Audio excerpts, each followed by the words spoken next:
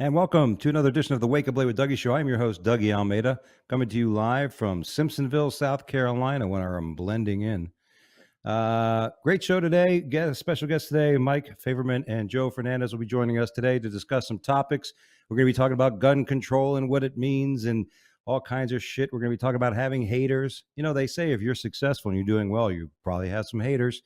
And I would be remiss to say the comedy world lost a great guy this week, Jeff Jones from the Looney Bin Comedy Clubs, who's been running those clubs for 20, 30 years, whatever it's been, 4 clubs, gave a lot of comics work.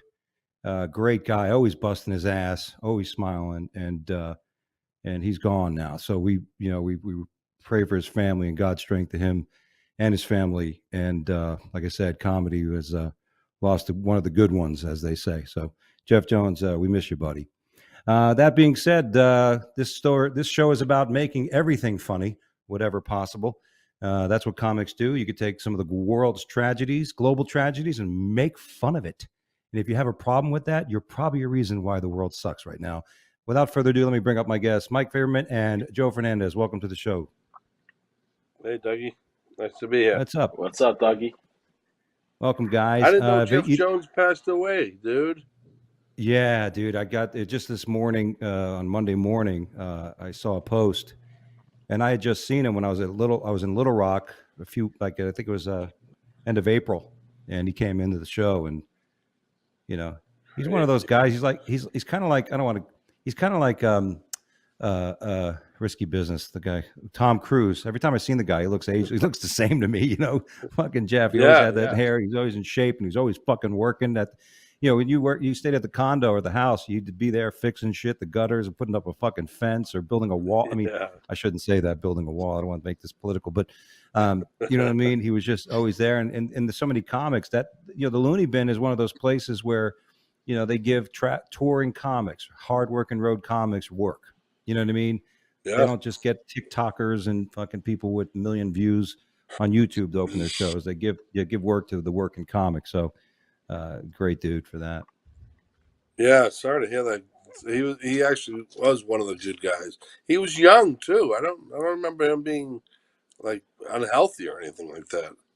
Not at all. The guy was in shape, and from what I understand, and I wouldn't want to put anything out there but a well-known source, a person I would find them credible, said it was a blood clot of some sort, which now raises the question, God forbid, if he had a vaccine or something that may have caused it, which. Right. I mean, isn't it amazing how people are divided with such a thing? Like, I don't give a shit. If you want to get the vaccine, get it. I haven't gotten it. I had COVID twice.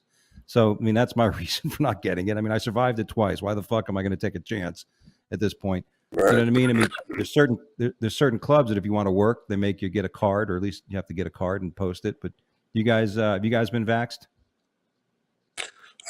I personally, I've gotten all the vaxes. I feel like the vaxes weakened my immune system because I've never been more sick in such a short amount of time since getting vaxxed.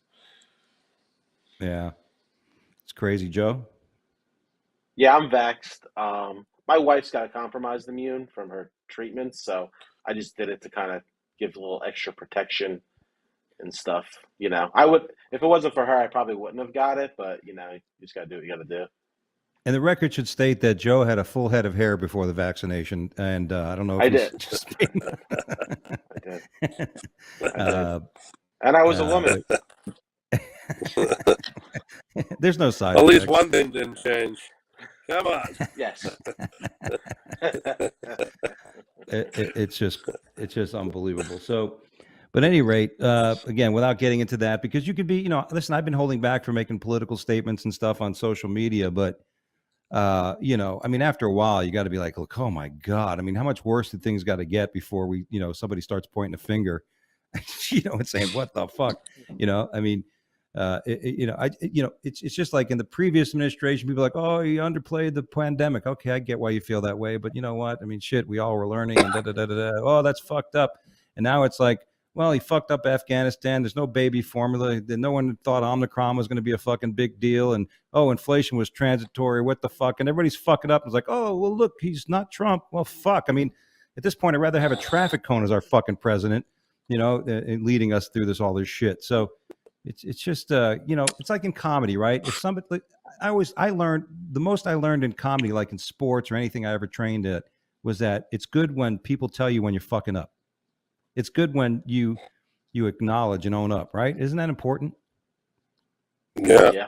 I just want gas below $8. It's pretty much the only thing I want at this point. Fuck baby formula. Yeah, I'm trying to cut down the baby formula. Yeah, I get it from the source. Whether she likes it or not. Hey, baby. Exactly. If I know her or not, I'm taking it. Well, the big topic with everything happening, well, obviously with the school shooting in Uvalde, Texas, the gun control debate is back. Now, I carry a gun. I have a concealed weapon permit. I have a carry permit. I believe in the Second Amendment. If you don't, then I respect your thoughts on that. But isn't it amazing how we just don't focus on the criminal anymore? Like in other words, if somebody gave somebody food poisoning, are we going to stop making pots and pans? If we, I don't get it. I don't know if you guys how hard you stand on this, but I mean, are you guys gun carriers? Or are you? I live in Joe? Jersey, so I can't carry any gun. But I grew up with guns my whole life, hunting with my father. Guns are a big part of my life, and who knows what the answer is with all of it? You know what I mean? It's like, I think it's just everyone likes to try and find like, what's this one thing? And it's a lot of things. I mean, the question is it the weapon or is it the person wielding the weapon? People ask me, I think it's both. Think about it. I mean, it's both. I mean, the people obviously with the weapons are Looney Tunes and obviously have an agenda to either get famous or to take out their hate on a group of people. But I mean, there is one common denominator in every shooting, and that's a gun. So we have to eventually come up with a solution. I have a solution. I don't know if it's viable, but if you put little GPSs on guns of some sorts and they're on the move, large amounts of them, then it should alert some kind of agency to say, hey, lots of guns on the move. Maybe you should check this out. Well, that's good if you're having an armed militia that's going to attack something on large media. But the problem is it's one gun, one person. For every gun that somebody uses for that, there's thousands of people that are properly storing it and keeping it for their self-defense. I don't believe in the disarming of this country. I think that listen, there's got to be responsibility. I'm okay with if you got to be 21 to buy a gun, although there is an unconstitutional part of the age of 18 towards that is. You may have to make some adjustments. I'm okay with making adjustments. But, again, we are ignoring the fact that people are fucking losing their mind. We wonder why there's violence and they were talking about the shooting of the people in Buffalo where, the racist white kid shot all those black people in Buffalo, which was a horrible crime, But at the same time, if you watched in Philly this weekend, a group of folks just started shooting the fuck out of each other with no regard to any life of their own or anybody standing around them. So to me, whether it's race or not, it doesn't even matter anymore. People are losing their mind. People have lost people don't think there's a price to pay when you act a complete fool and act in a sense of disorderly conduct. And when you take policing, when you demonize police, and when you basically let people like, oh, we gotta feel bad. We got to feel bad for the person who committed the crime because it's poor of them and this and that. Enough of this fucking shit. There's too many people on earth. We need to thin the herd, and if you fuck up, you fuck up. It's time to go. Like in California, that kid who ran over those people, or the mother and her baby, fucking 5 months in a juvenile fucking summer camp. I mean, this shit's got to stop. Well, I mean, how do you detect someone who's mentally ill on the verge of, mass murder? I mean, from what I understand, they're giving plenty of notice that people are, at risk, but no one seems to be doing anything about it. I heard the FBI knew about one of the shooters weeks before because they had been reported by like a teacher or something like that. So it's like maybe we have to, jump the gun a bit, no pun intended, and take out a lot of these mentally unstable people so that they don't do it beforehand. We got to figure out a way to detect these people. Yeah, I mean, it's probably easier said than done. It's like, because a lot of times we don't even hear about these, like, you know what I mean? Like, this kid bought this gun legally, like, the day before. You know what I mean? Like, how is that possible? You know what I mean? Like, a lot of these school shootings are bought legally. It's not even like criminal guns. Like the one in Philly was like one of those, like, fake 3D printer guns. But like a lot of the school shootings are and like everyone always says the mental health, like, it's a mental health issue, which is true. But it's like, I think we're asking a lot for a mentally unstable person to go find a job with the health benefits good enough to get the insurance, to get the mental health, and have the wherewithal to know he's insane, to go get the help before he decides to, you know what I mean? Like, it's got to be the long way. Well, didn't we have that? Didn't we have like Affordable Care Act that everybody supposedly has insurance or gets insurance? And what Mike said about there's been signs that there's people are sometimes nervous to act. You're like, oh, how I don't want to infringe on anybody's civil rights, by going and questioning them on some of their behaviors or shit they've done, etc. But again, I go to the fact that, look, because some fucking loon grabs a gun and shoots somebody, that doesn't mean that I can't have a gun to protect somebody who does that. Now, if you say you're going to eliminate guns completely in the country, that's going to take several decades to do in this country, because everybody has a fucking gun. You're not going to have that fucking happen. So, but eliminating guns is not good.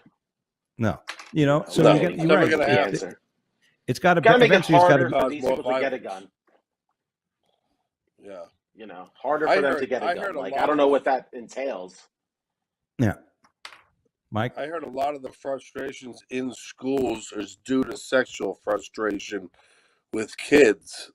So my solution would be in bringing professional hookers to suck and fuck these kids so they're no longer violent and they can relax and enjoy their lives finally. That or perhaps we should hire hot teachers so the students just fuck the teachers. Then they won't shoot anybody. They've been doing that the last couple of years. if you're banging a hot teacher, who the fuck, you're not going to want to shoot anybody unless the person who tells the fucking husband. You know what I mean? That's a good point, Mike. All right. Well, let's move on. Inflation is killing us all as comics. If you're a road comic, gas prices have put a hinge in your road work. The price of airline tickets has gone up 30-40%. I don't know about you. I had my last gig in Oklahoma City at the Looney Bin. I had to drive from Greenville, South Carolina to Atlanta so I can get an affordable ticket to fly directly to Oklahoma City. You guys seeing any pinch with this inflation? Joe? Oh, yeah. I mean, the gas prices are ridiculous. Yeah. But I live in Jersey, so there's a lot more gigs with drivable distance. Like, I don't have to really go on the road as much, but it's almost like get to the point. It's like, it's better for me to work for free at a local club than to drive to any club with the distance, and hope there's somebody that still will buy a CD in this day and age. He still sends CDs. CD. People buy them. I'm shocked. I still have like 60 of them left, and I'm selling them one at a show. One every show, 60 shows, and I'll be out. I've been doing these cruises, so they fly me in and out. But the ridiculous prices. I mean, it's just everything's gonna burst eventually. I mean, everything's so unaffordable. No one made money really during the pandemic, and then there's an inflation. I mean, are they trying to starve us out or what? What are they trying to do here? Control us and make us all broke so they can make us depend on them again? I think you called it. I think the Chinese government, the Russian government, and Joe Biden are all after comics. They're saying we're going to fuck these comics. These assholes. They're making fun of us all. We'll see who's laughing last. Well, Doug, you're a finance guy. You probably understand this better than any of us. Yeah. I can. Listen, the bottom line is when people ask, it's Putin did not cause the inflation. There was mass when you put trillions of dollars in the money system, M2, that's government spending. This comes down to the old books. Inflation started by government spending, and every government around the world was putting money in their systems to protect it through the pandemic and stuff.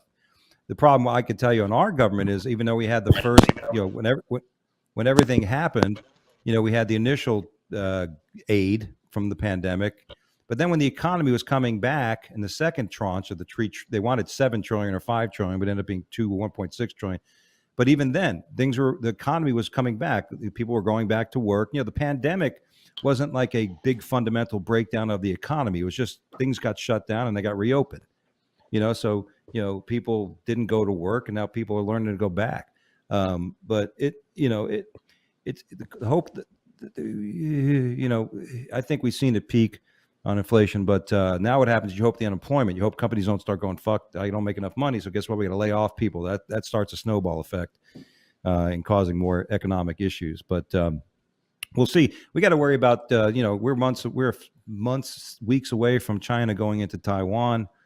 We are, if people don't think that's not going to happen, be prepared. It will happen. And there's all kind of food shortages. Be prepared. I'm telling my friends to stock up on canned goods and shit, because there will be food shortages. China controls both sides of the Panama Canal, and they are purposely slowing things down as we speak. And if anybody doesn't think they are complete enemies of us, then they need to realize that. But on an economic scale, the good news is people don't trust China anymore. South American and Central American countries are decoupling from China, and they're going to be responding more to the North American alliances. So let's see if it all weighs out. Let's see. You can now, by the way, good news for Apple. You can now unsend a email or anything you send on an Apple product. Have you guys ever sent an email you wish you never sent? Every day. Every day, my friend. I wish you would say, "Hey, man, this is uncool. Don't send it." I wish you would have that kind of filter. Are you sure you want to send this? Seriously, man, I've blown a lot of opportunities by jumping the gun. I don't know why I keep saying that, but I mean, what Joe? took so long? Now, is the iPhone unsend? Does the iPhone unsend when you unsend it? Like, say you send it, does that person still get it and then it disappears from them? Like if it shows up on their notifications, like "go fuck yourself," it disappears. Like, do they give you any buffer? I didn't read up on it, but I'd like a 10-minute buffer. Well, I think like when Facebook, like when you send a message on Facebook, it tells you if it's been delivered, but it tells you when it's read, like when somebody actually opens it.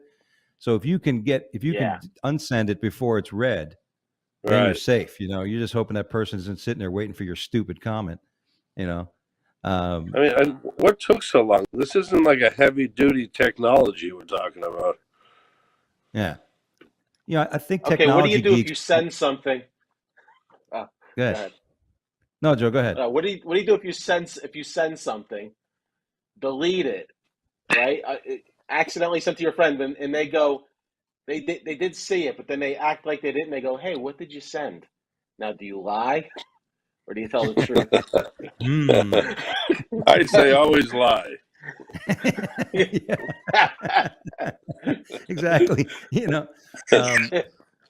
Isn't that weird? It's funny. It's funny how sometimes you don't know, like when there's something out there in the universe that could potentially make you look guilty of whatever it is you're worried about when somebody asks you, not recently, but for example, I did a show with somebody, and and a friend of mine was busting my balls, and he said, "Hey, that comic's going to try to blow you out of the water," because I was headlining.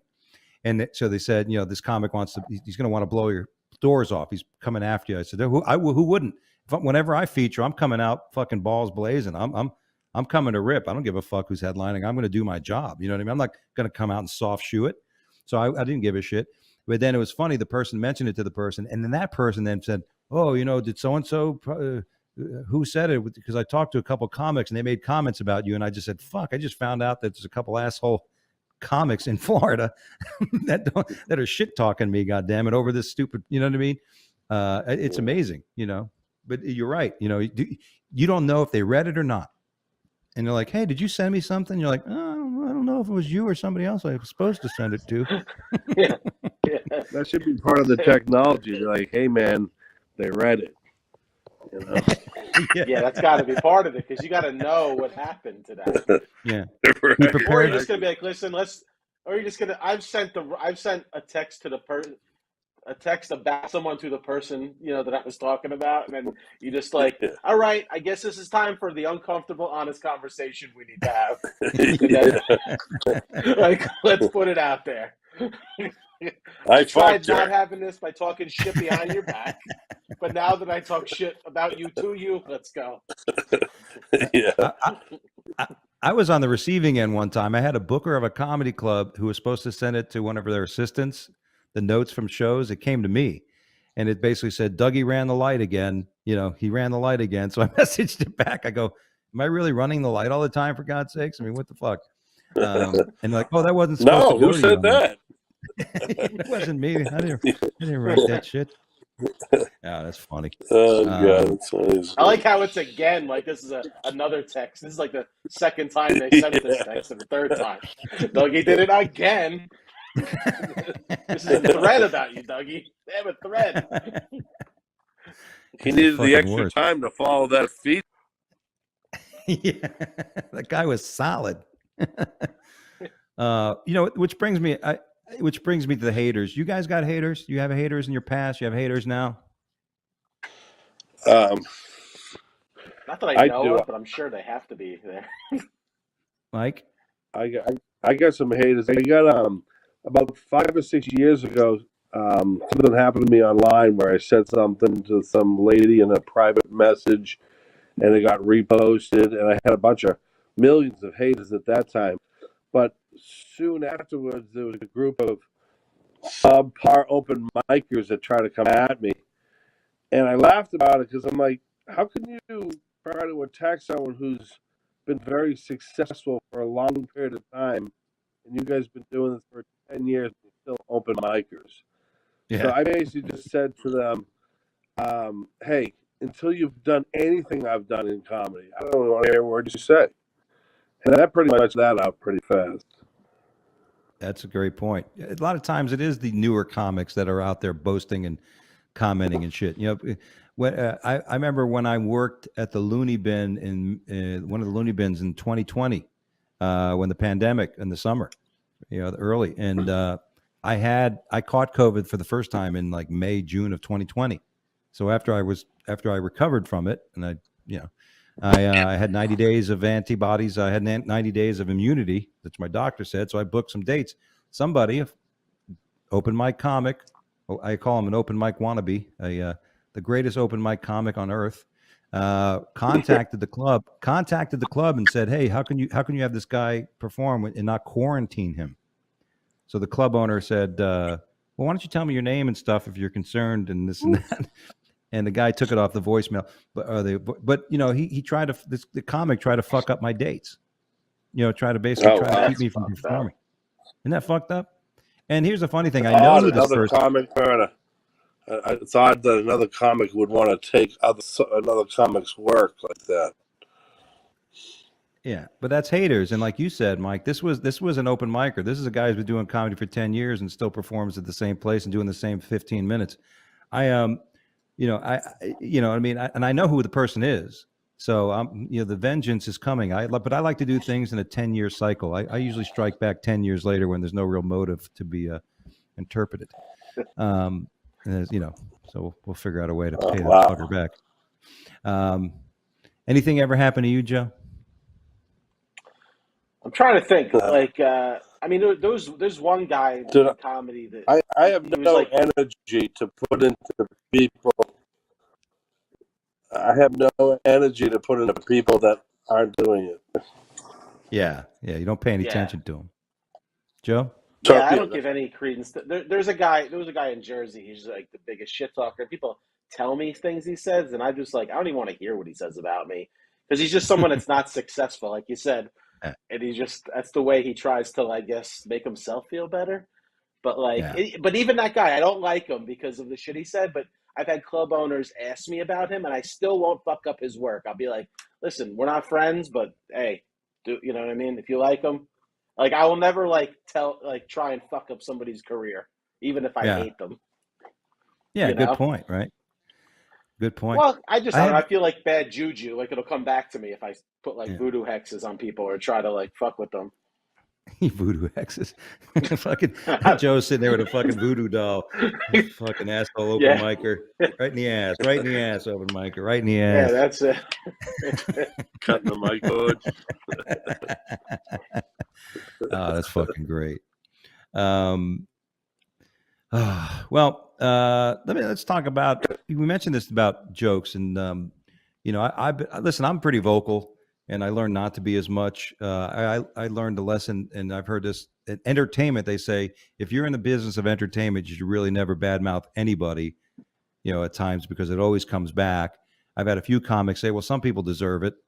There's some people that you have to fucking call out. Yeah, I mean, I call them out if I would come up. I feel like you mentioned about open micers and haters. As I toured the country and I'd come back to Florida when I was doing my stand up in Florida and I lived there. You'd have people that think they're so original. Oh, and it'd be great when somebody call you a hack. You're like, hey, well, that joke that you fucking tell, you think it's so fucking unique. There's a comic in Pittsburgh that tells it. There's a comic in Texas that tells that joke. There's a comic in LA that tells that fucking joke. You know what I mean? And it's generally those jokes that are, the low hanging fruit jokes, that people had that parallel thinking on. But if, I was at Coconuts in Tampa one time and a guy went up before me and you can tell when somebody's a joke thief, when every joke they tell is in a different cadence. It's in the cadence that they learned the joke from. In other words, this guy went up and he was an old timer and he was just fucking telling these jokes. And I had heard a bunch of them. So I went up to the owner. I said, listen, I really don't want that guy in the room when I'm on stage, because I know he's a joke thief. Half those jokes he told were somebody else's joke.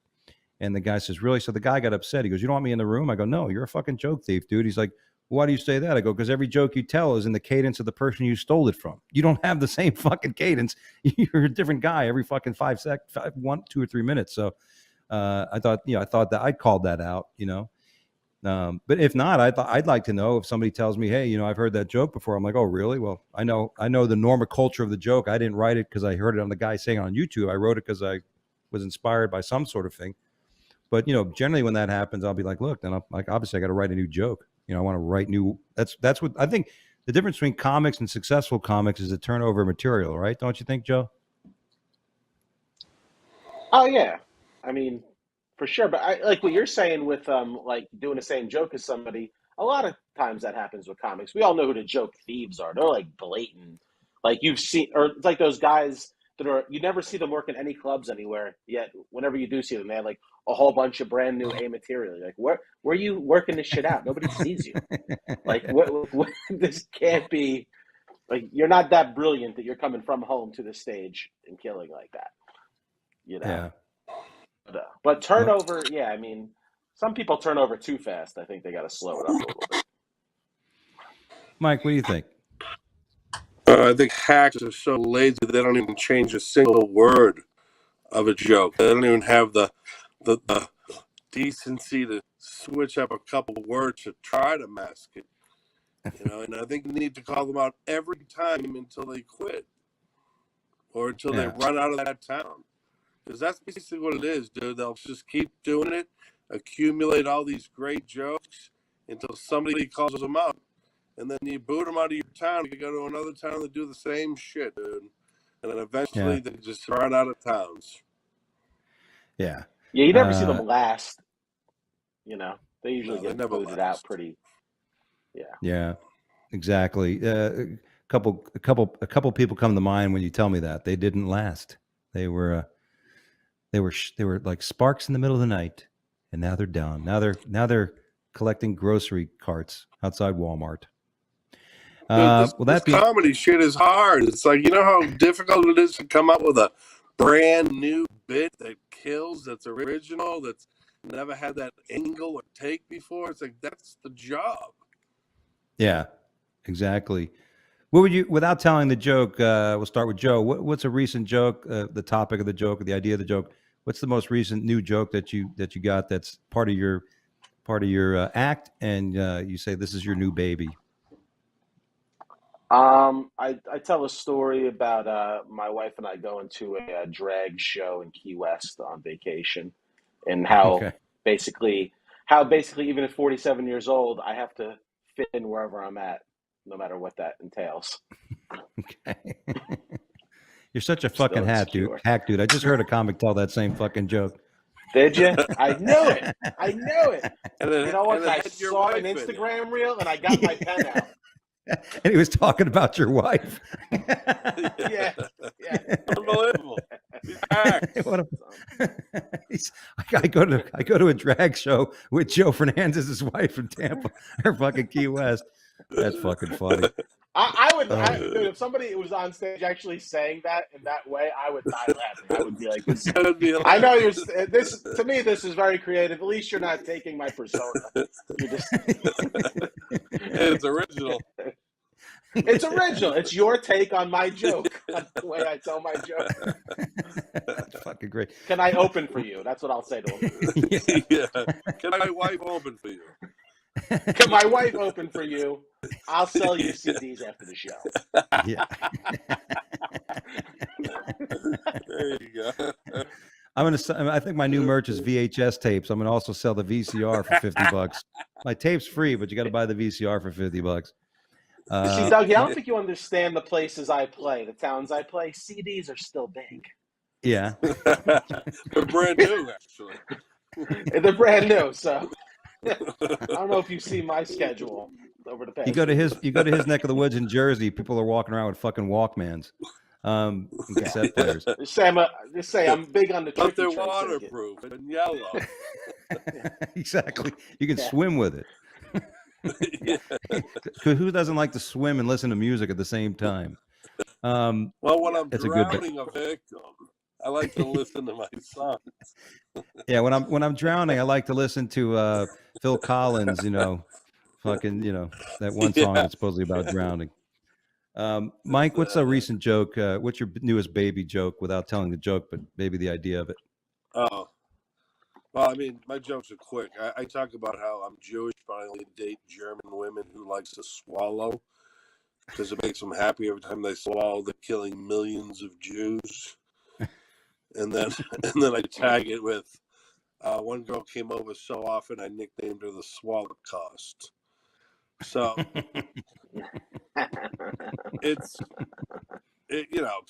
I've been kicked off of shows before, but I don't, dude. The way I see it now, and I may be going off topic, it's like in order to get rid of those snowflake pussies that are trying to get rid of comics or saying shit that they don't agree with, is to go harder and make sure they stop coming because they're not going to win. You're not going to kill comedy, dude.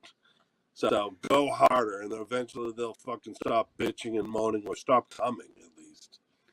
That's a great point. I think I'm starting to see a change. I think because when people moan or groan about certain jokes, like I tell a joke. My wife's based on my wife and I's communication. I asked her to go to Home Depot to get me a wet vac. She comes back with a Mexican, and I'm like, people fucking, and it's always a white woman that groans at that joke. The Mexicans are laughing their ass off at the joke. Black people love the black jokes, but the fucking white people just get so ass hurt. But I think it's a great point. You definitely go harder, and I think we're seeing that. Like Chappelle. Like, you look at what Dave Chappelle has done for comedy in the last year with coming out and saying what the fuck he wants to say. And, he's just being funny. He's taking a real life situation and putting his perspective on it. And, that's what comedy's about. It's about laughing about nobody's, Steve Marshall says that, if you want to live in this country, you got to be ready to be made fun of. If you don't want to be made fun of, you're not an American. You're just a fucking communist. And dude, they're not just attacking. They're attacking everything that's right with comedy, which is being able to say exactly what you want to say, how you want to say it without tiptoeing. And they're trying to make us tiptoe. And it's like, I'm stomping now, dude. If you don't like it, get the fuck out. That's a great point. Great point. Anything to add to that, Joe? Well, yeah, like I was talking about that recently with someone because, I get, a lot of times with the transgender jokes now, like that community is very don't want you to talk about it. But you almost want to say to them, if you just let it go, the harder you come at it, the more it's going to happen. But if you let it go, it's going to become hack eventually. And then it'll go away. You'll just be part of equality. You know what I mean? People will stop doing it. But the more you push against it, I think it keeps it around longer than it naturally will. I believe. Yeah. You know what I mean? Like, Well, that that goes to a philosophy. Like, look, I believe in equality, but I don't believe people should be treated special. And I think there's certain parts of our communities that are not just looking for equality, but they want to be treated special. They want to be treated different. And I think that's what gets people uptight about that certain movements. It's one thing, and like you said, it has to do with humor. You listen. When I come out on stage, I spend the first part of my set making fun of myself. And making fun of everything yeah, I fucking do that's stupid. And I had to. And I think it's a key part. And you're right. I think I'm seeing that, Mike. I'm seeing on the road comics coming out and saying, "Fuck you. This is what we're going to say." Because if you want nice and stuff, just go watch TV, go watch sitcoms, go watch today's TV programs. If you want, that shit. But if you want to fucking get off the rails, what comedy clubs are for? These are the speakeasies of the past. These are the, people come to hear shit and cursing and fucking stuff that you normally wouldn't talk about. That's what comedy clubs that come out and that's what it should be. So and we're trying to make you laugh. We're not trying to offend you. It's not like we're going up there. I want to just offend everybody in the room. So I'm leave. trying to. It's like, I mean, all right. Some people are. Mike is. Mike is. But do you guys run into it a lot? I don't run into a lot of audience members that get like shitty. I feel like that's a big internet thing. Like live audiences, I can't really say that I run into that a lot. Like sensitive. I get it a lot, but I get it a lot because I'm pushing the button. But I don't think a lot of people are courageous enough to go face to face. That's what the whole cancel culture is being a pussy behind your keyboard. So it's not being, hey, I'll approach this guy face to face. But the problem is that there's no, they have no intrepidation because there's no repercussions for them. Right. Yeah. And I mean, you can literally send an email and get someone, fired. Yeah, I think it's a great point. And an earlier podcast I did with my other show, it's like we talked about it. It's a small, very fraction percentage of the population that are doing this shit. The majority of people are not like that. It's just these people that want to be heard and set. They're reaching out and trying to make these types of confrontations. But you're right. I had somebody. I tell a joke. I call it my not me joke, but it's basically about the Me Too movement and how guys shouldn't force themselves on women because there's so many whores out there. A woman comes up to me and she's like, I was offended by your joke. I said, I apologize. What happened? She goes, well, I was molested when I was 12. I'm like, well, I don't think my joke has anything to do with molestation. I don't think I've ever mentioned that. She goes, well, when you brought that up, it made me feel like, yeah, I understand why your uncle put his dick in your mouth at the time because you're probably talking shit. But see, that's what comics will do. Right, Mike, listen, you and I, in this hypothetical situation, we really mean well for this person, right? But at the same time, when shit happens, you got to fucking say, look, that's stupid. You know what I mean? I don't give a fuck if you're a woman, if you're gay, if you're a guy, whatever it is. If you fucking say something stupid, guess what? You're going to get called out, And I'm that way. You go to a comedy club and you complain about anything that's said, you're an idiot. You came out to a freedom of speech event. Let it go and enjoy the rest of it. You don't fucking harp on one thing you disapproved of. Yeah. You're just ruining your own time. You're just being that fucking Karen person that nobody likes. Yeah, exactly. One time I was doing a bit about my father's funeral. I was opening up for Jim Florentine, and I'm doing a bit about my dad's funeral. And this woman in the crowd was just told me to shut up. Stop talking about this. I can't believe you're talking about this. My father just died. I'm like, I don't think you just heard the story. So did mine. And like, she started like getting so loud that the audience was going against her. A fight broke out in the middle of the, like, right in the middle, right in the front row, like a brawl. I got off stage and then they're like, do you want to go back up? I'm like, no. So Florentine goes up and he's like, I apologize for my family coming out tonight. Blah, blah, blah. Can I do that? Can I do that? Listen, I don't do many impressions, but I do Florentine. You ready? All right. Yeah. Hey, I'm sorry that my family came out and acted like rookies. Yeah. They came out. They're embarrassing me. It's horrible. They're a bunch of rookies. Yeah. There you go. Well, that's amazing. Yeah. Well, and comics have brought that up on our show before. Heckling happens because if you watch every movie or TV show about fucking comedy, there's always a heckler scene.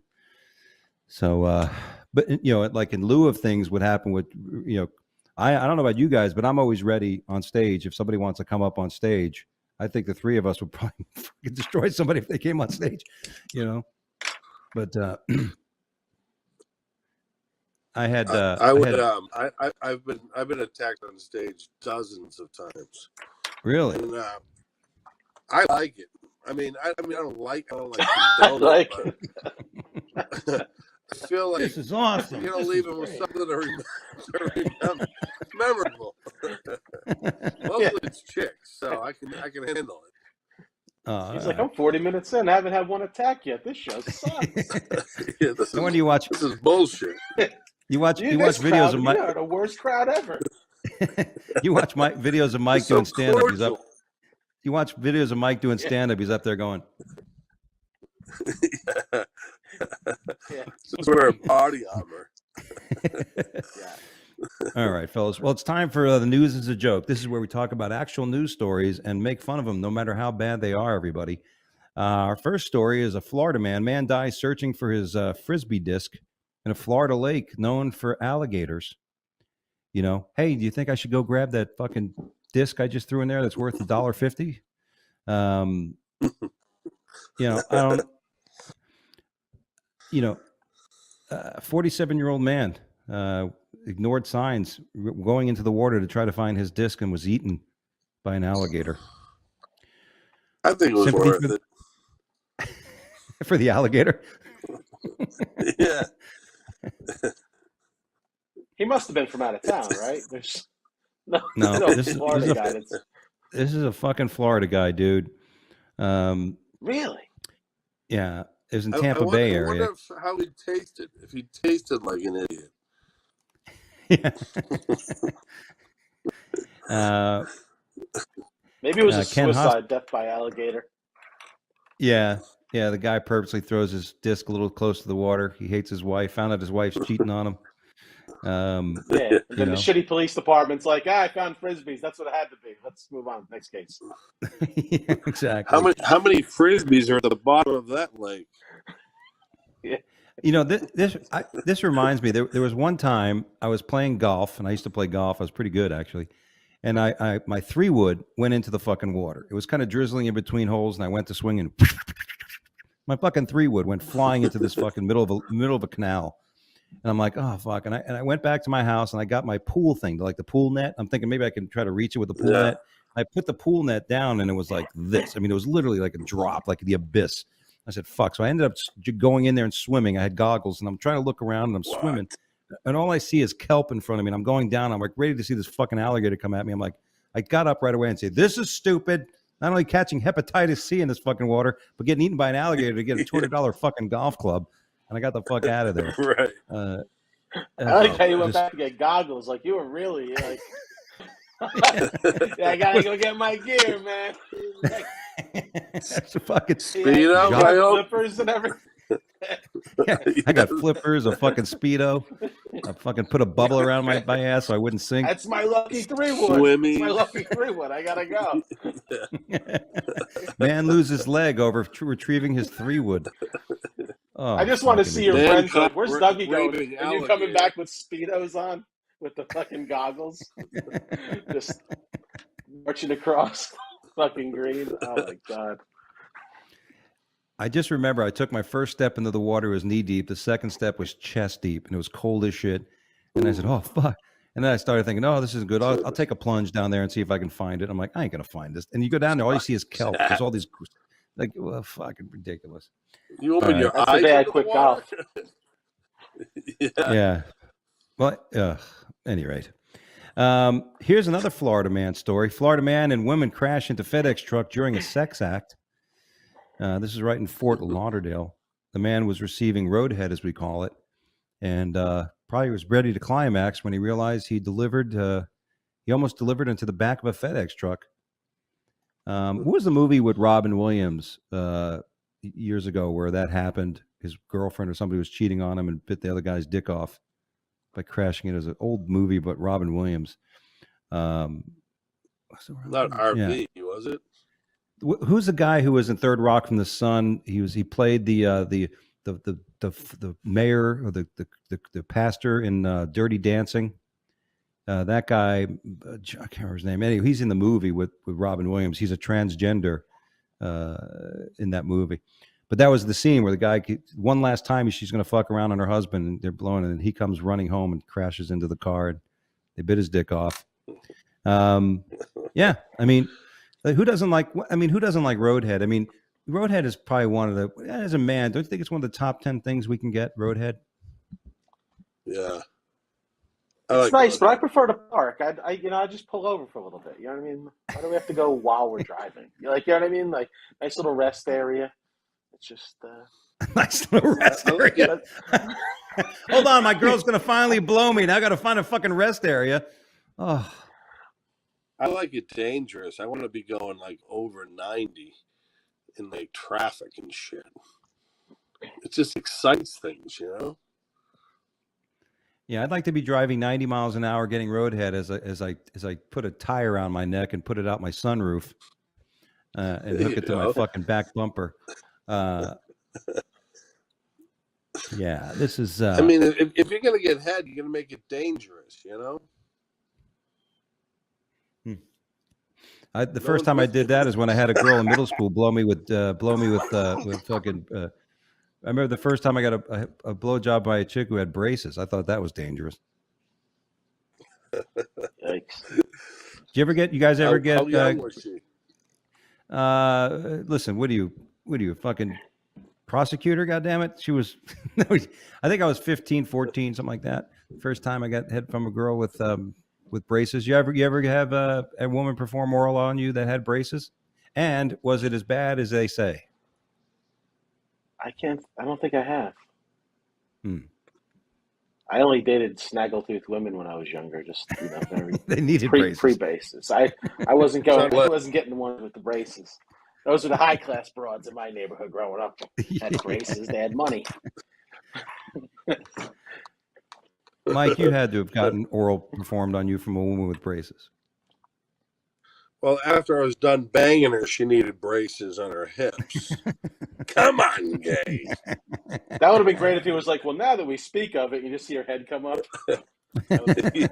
Yeah, she's smiling. and then he's like, here's some lunch money. And then you hear the door in the back. She won't be see you tomorrow, guys. Smart. I'll see you tomorrow at recess. Yeah. That's fucking great.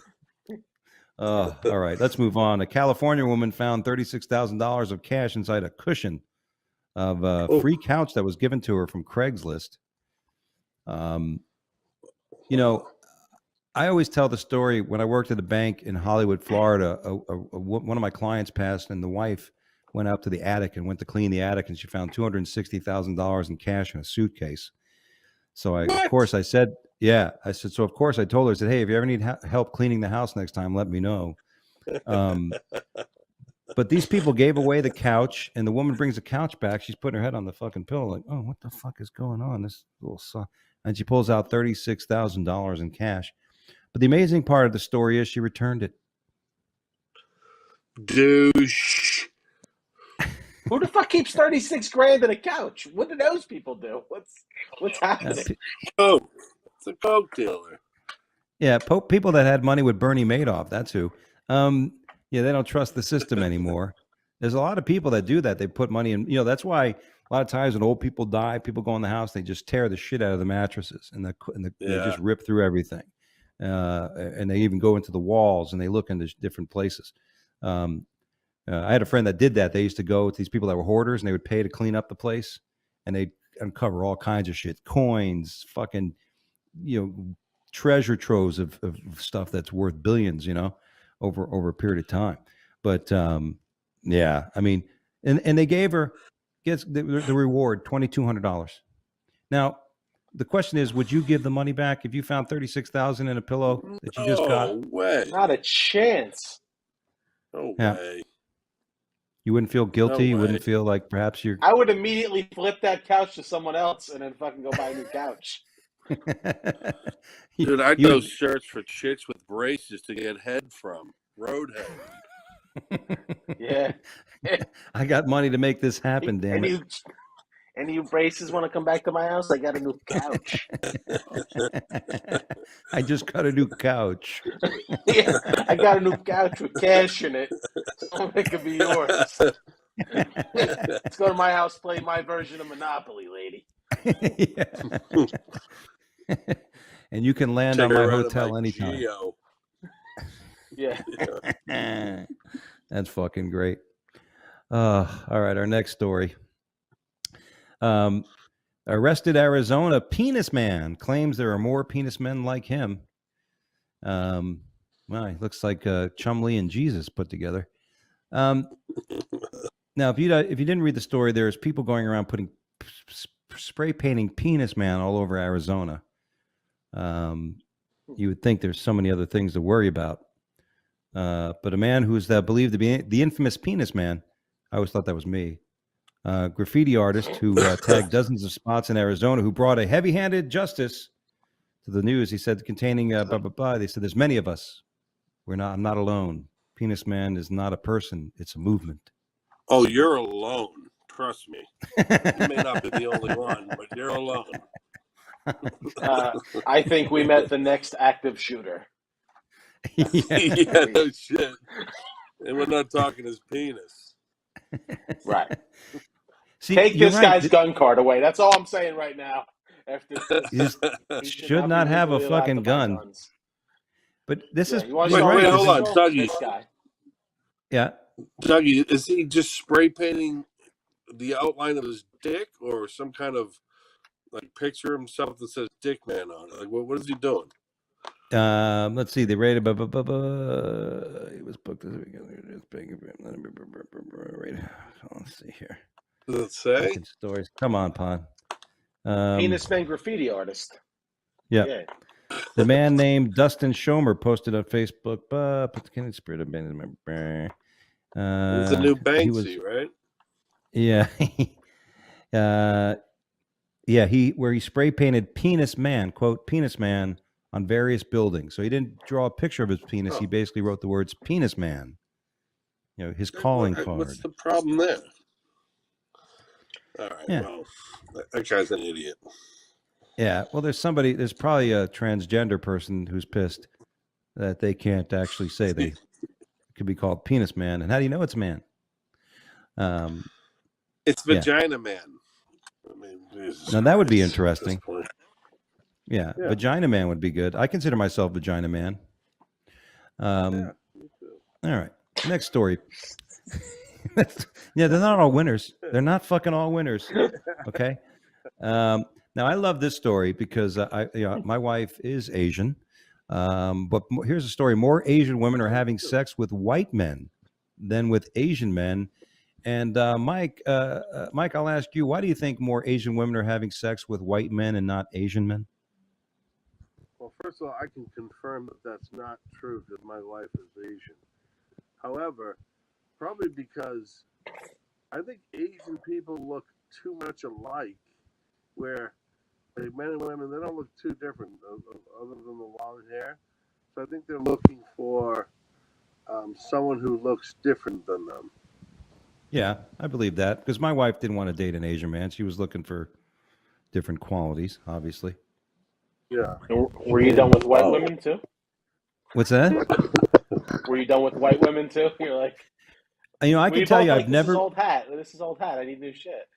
I've never been one of, I took what I could when I was younger, but once I had the ability to pick for my own, I seemed to go to the more exotic, black women, Asian women, Hispanic, although my mother was Hispanic, being Hispanic. And every time I would start dating a Hispanic woman, I'd hear my mother yelling. I'm like, I don't know if I want any of that shit. And then, but my buddy used to get pissed because whenever we'd go to a strip club, the black women and the Asian women would just come to me. I didn't say shit. It doesn't, not like I fucking say, hey, they just came. My buddy who was Swedish used to go, what the fuck? Why do all these black women and Asian women come to you all the fucking time? What's wrong with me? I'm like, you're fucking Swedish. I don't know if it has anything to do with the size. Just want variety. Yeah. I think people want variety. I think it's like they want something they've never had before. They want a different flavor, so to speak. Exactly. but yeah, and I know that in China that they're having an issue because there's so many men that there's because in China for decades people were killing their daughters, to have a boy. So there's this huge distinct difference between Asian men and Asian women. So there's like 10 or 15 the number is ridiculous. It's like 20 to 30 men to one woman in China. So like there's this incredible discordance that's happening there because of that. So nevertheless, maybe it's revenge. Yeah, revenge to their fathers. We know fucking Asian men. They try to kill me. There's 10 of them to us, so we'll fuck another country. Yeah, we go fuck American men. They have bigger dick anyway. And they come more. They have more of a load. And when they come, they scream freedom. Too much cheating on accident over there. Yes. All right. This is an incredible story because it was on an Allegiant flight, which I'm actually flying more often because there's a direct flight from Greenville, South Carolina to Fort Lauderdale. But a teen records a Texas man groping her on a flight. The feds say now he's going to prison. Good for that. What a creepy fuck.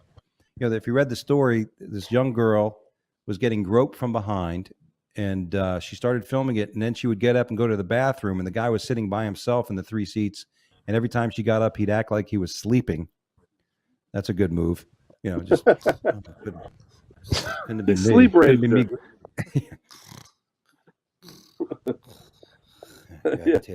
Grab titty. I'm surprised he didn't use that as a defense. I was sleeping and I was dreaming I was having sex with my wife. But he must have done this before. This couldn't have been his first time. You're right, Joe. I bet, because you know what happened. This is the thing about human nature. I think like that. I'm like, what gave the guy the balls to do that? He probably was on a flight once and he went, he reached forward and he went, I got away with it, and he stopped. And then he got on another flight, and he was like, I just got to act like I'm asleep. Oh, it's like when your mother would come home and you're supposed to be in bed. Oh, I'm sleeping, Mom. This creepy fuck. But he was 76. Vincent Harry Kopacek, 76 of Fredericksburg. 76. You got to give leeway with age, right? Hey, he's an old man. There's a certain age where groping is just it's your grandfathered in, no pun intended. You know what I mean? It should just be I don't know. All right. So according to Joe, you have to be at least 21 years old to get you have to be 21 years old to get a fucking gun. But if you want to grope somebody, you got to wait till you're at least 75. Then you're just a fucking perverted old man. That's just what I'm saying. I mean, especially if he's being creative, trying to act like he's sleeping. He's not just really going for it. He's doing a game. I'm just trying to defend the guy a little bit. When he told me his age, I felt bad. He may not even know he's doing it. That's what I'm saying. Oh my God. He probably doesn't. He's got that new form of Alzheimer's. It's called pedophilia Alzheimer's. Yeah. All right. Our last story of the day. Strippers can apparently be better forecasters of the economic markets than the pros. And I've said this, and I told you guys before the show, as somebody who attended strip clubs many times. I actually will boast that I think in 1 year on my American Express card, there was over $30,000 in strip club charges. I can easily, that's an honest, I can tell you that. And I used to make it rain, bitch. I used to make it rain. Imagine what you're going to be like on airplanes at 76. Man, you're doing good in comedy. 30 grand and fucking credit card. I am not going to be fondling from behind. I'm just going to go and sit on the girl's face. From in front. Yeah. I'm going to sit back. 30 G's. I'm going to sit. Yeah. Well, that's what happened. As a financial advisor, as a licensed fiduciary, I had the ability to do that. Especially when you would be able to write $50 from the ATM. A lot of these places, you go to a strip club and it wasn't called Rachel's, it was called Rachel's Steakhouse. There was even a strip club in Florida that was called The Office. So when you wrote the fucking bill, you went to write off as an expense report. I was at the office. There you go. But you guys, were you big strip? We used to go all the time, dude. We'd go to strip clubs. This is back when I drove a Corvette or a Porsche. My buddy I told you about, we'd go there. All these women would come and join us, and then they'd take them to South Beach. It was a great life. But like anything, I always tell this to the youngins who are watching the show. If you're going to date a stripper, 2 weeks. Just give it 2 weeks. No matter how good it's going, 2 weeks, end it. Be a hero. I usually end it when I come.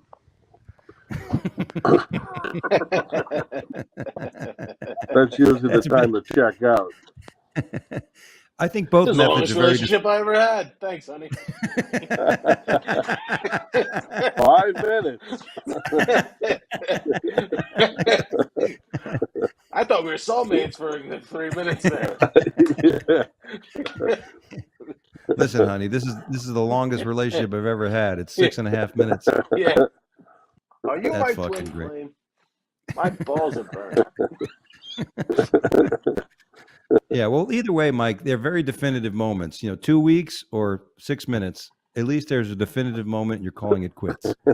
And that's what it's all about. You don't want a relationship with a stripper to just linger, because next thing you know, you're buying fucking formula and paying rents and shit. You just don't want to do that.